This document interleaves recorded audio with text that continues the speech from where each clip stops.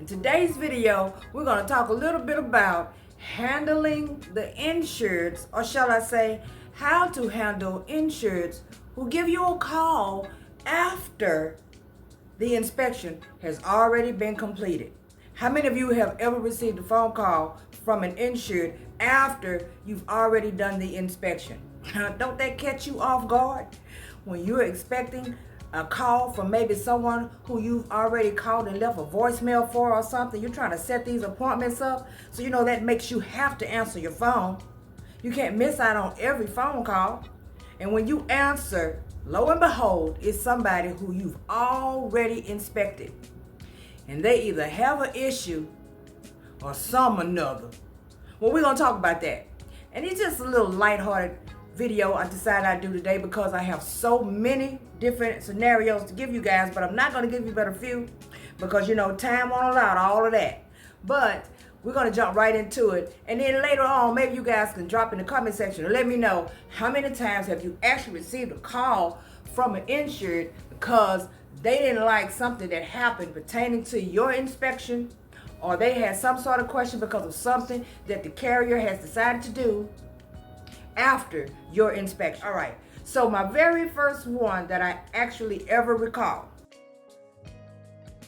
I went to a location. It was a kind of like a bar and grill, but it was mainly just an appetizer type of place. It had outside seating where people can sit out on the outside next to the street, all of that good stuff. And on the inside, there was a DJ booth, but it was just a little bitty stand up behind some stuff and had, the music sitting on crates and whatever. The actual walkway inside of the place did not have any room to even look like a person would try to dance at all. But the paperwork was saying that they had been told, and it was in the special instructions, that they had been told that there was a dance floor. For me to verify if it was a dance floor or not, and if I could do that, it would be greatly appreciated. Let them know if there is actually a dance floor inside of this establishment or not. Okay, for those of you who don't know, I'm just going to let you know that sometimes they are concerned about dance floors. This is mainly because if someone gets in there, a place especially that sells alcoholic beverages, someone falls, trips, whatever, wastes liquids on the floor because they're walking around toting their drinks, if they're dancing and holding drinks, there could be a possible suit on the way. Because people nowadays, as you know, will sue for any and everything. I was supposed to check. I went and checked. There was no dance floor. There was barely enough space to even walk. So me and the guy, who was very nice, we sat down at the table and we went through the questions. After I had already went around the building, because it was early in the day before he started actually serving the evening crowd, because the evening crowd is what matters the most. In the afternoon, y'all don't need all that. Okay, let me get back on point. He's answering the questions, and I get to that question, and I say, would you consider this a dance floor? Or do the people who come in here sometimes dance? And he was like, no, I don't have a dance floor. I've told them 1,000 times I don't have a dance floor. I said, okay, I'm just making sure, because it doesn't appear to be a dance floor to me either. But that doesn't mean that someone won't get up and start dancing and then other people begin to follow suit. So I'm just asking because the questions are here and I need to ask you. Also, I just took a picture from the inside of your location, and clearly there's a DJ booth sitting there. You can see the turntable on the photo. So that's the only reason why I'm asking you this question. Long story short, inspection gets turned in, everything. One day I'm just driving around in my car, having a little good time. Music playing, I wasn't working that day, I was just rolling around, But I had already called several different people setting up appointments, and I was expecting a few phone calls back. So I always bring my files with me. As you guys know, I never leave home without them, and I keep my earpieces in my ear. So I press peace, hello, because my phone rings. And here is this guy. And he was hot. Detroit. I know. Some of you probably thinking, these people be saving phone numbers? Yep. I was surprised too, because that was my first phone call back, and I was very much surprised. Detroit. You did an inspection of my place, and I told you clearly. That's how he came at me. Okay, all right, now I'm gonna get to it.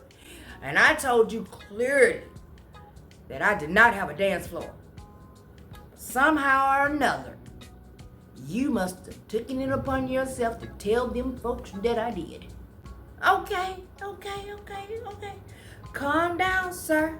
Calm down, because apparently you really don't know who's on the other end of this line. So I'm going to tell you what happened. And that's the best thing that I could do for you, okay? I turned in what me and you talked about. You said there wasn't a dance floor. I didn't see a dance floor. So I made sure I let them know you did not have a dance floor. If they went by the pictures and decided upon themselves, this is still enough room for people to dance. And there's no way you can't tell me people are not dancing. Or maybe, you know, y'all have heard of mystery shoppers? Have you guys ever heard of inspectors that go out to locations after hour just to go see what's going on in the establishment? I know you have, because I was asked to go to one time, and I told them I don't work that late. They wanted me to show up at this place at 9 o'clock p.m.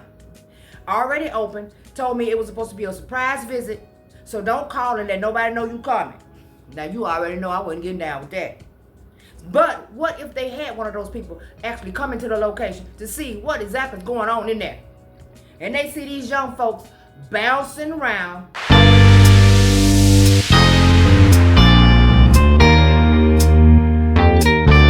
all over the place, and they went back and reported it, even after I probably turned in the inspection.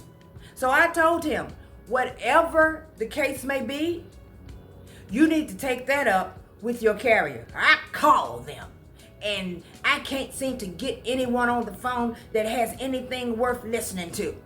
And I'm trying to see if you can do something, at least do a little bit better than that. I trust what you're saying, but I would really appreciate it if you would call them. Let them know that I do not have a dance floor, damn it. Okay. Once again, sir, I'm going to have to tell you to call your carrier. I cannot call your carrier. I am an independent inspector. All I do is come and inspect.